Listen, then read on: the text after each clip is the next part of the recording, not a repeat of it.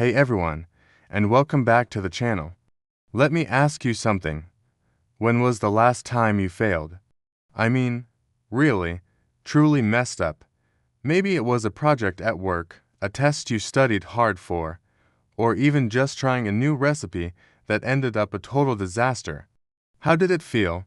That sinking feeling in your stomach, the voice in your head replaying the mistake over and over. We've all been there. Our society often paints failure as the ultimate enemy, the opposite of success. We're taught from a young age to avoid it at all costs. Get the A+, win the game, land the perfect job. But what if I told you that this entire perspective is wrong?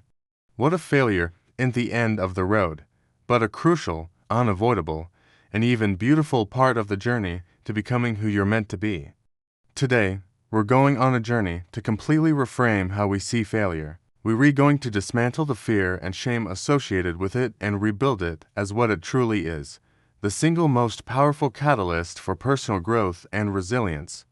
Forget everything you've been told about avoiding mistakes. We're going to learn how to embrace them, learn from them, and use them as stepping stones to climb higher than we ever thought possible. Let's start by looking at nature. A tree doesn't grow tall and strong on sunny days alone. It's the wind that forces its roots to grow deeper. It's the storms that make its trunk thicker and more resilient. Without these challenges, the tree would be weak and brittle. We are no different. Our failures are our storms. They test our foundations and force us to strengthen our core. Every time we stumble, we learn something new about our own limits, our strategies, and our strength. It's in the getting back up that we build the muscle of resilience. Think about learning to walk. A toddler falls hundreds of times, but they don't see it as failure. Each fall is just data. Okay, that didn't work. Let me try adjusting my balance this way. They are relentless experimenters. At what point did we lose that fearless curiosity? The problem is that as we get older, we attach our self-worth to our outcomes. We start to believe I failed means I am a failure. This is a dangerous and false equation. Your actions are not your identity. A failed project doesn't make you a failed person, any more than a burnt dinner makes you a bad chef forever. It's simply a result, an outcome based on a specific set of circumstances and actions. Separating your identity from the outcome is the first, most critical step. When you can look at a mistake objectively, you strip it of its emotional power over you. You can then ask the right questions. What happened? Why did it happen? What can I do differently next time? This isn't about making excuses. It's about conducting a blameless post-mortem. It's about gathering intelligence for your next attempt. Some of the most celebrated figures in history have a track record of failure that would surprise you. J.K. Rowling was rejected by 12 publishers before Harry Potter was accepted. Michael Jordan was cut from his high school basketball team. He famously said, "I've missed more than 9,000 shots in my career. I've lost almost 300 games, 26 times. I've been trusted to take the game-winning shot and missed. I've failed over and over and over again in my life. And that is why I succeed." These aren't just feel-good stories. They reveal a fundamental truth. Success is not a clean, linear path. It's a messy, chaotic process filled with detours, setbacks, and U-turns. The people we admire aren't the ones who never failed.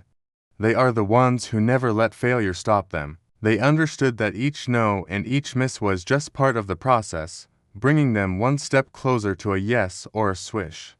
So, how do we actively practice this in our own lives? It starts with mindset.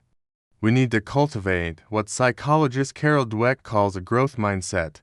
This is the belief that our abilities and intelligence can be developed through dedication and hard work. In a growth mindset, failure isn't a sign of unintelligence or lack of talent. It's a signal to put in more effort, to try a new strategy, to learn and to grow.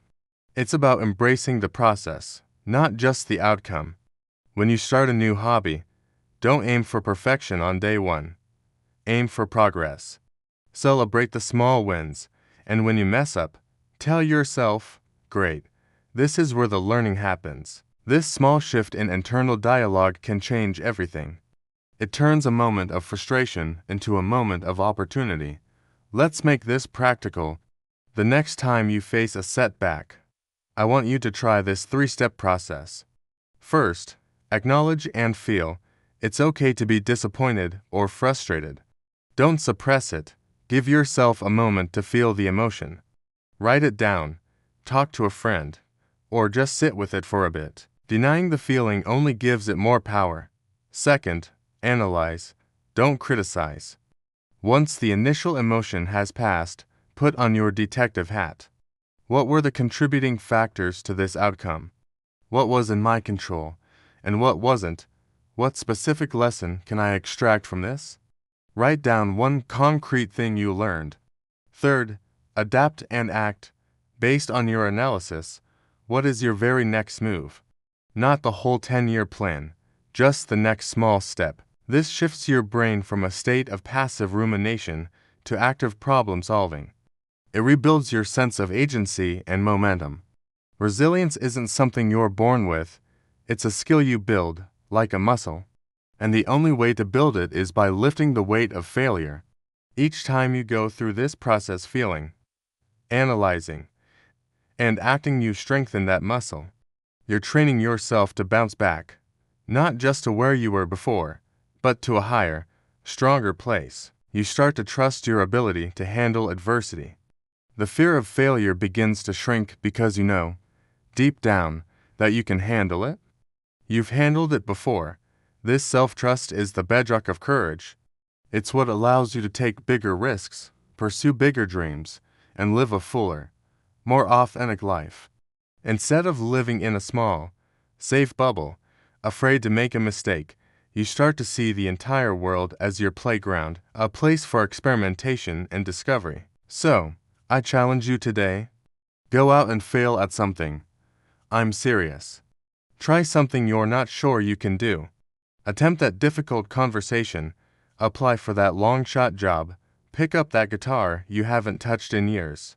And when you stumble, when you hit a wrong note or get a rejection, I want you to pause, take a breath, and smile, because you're not failing. You're growing. You're not falling. You're learning to fly. You are building resilience. One beautiful, messy, glorious mistake at a time. The path to success is paved with failures, and it's time we started walking it with our heads held high. Thank you so much for spending this time with me today. If this message resonated with you, please hit that like button and subscribe to the channel for more content on growth and mindset. And I'd love to hear from you in the comments below. What's a failure that ended up teaching you a valuable lesson? Let's share our stories and learn from each other. Until next time, keep growing.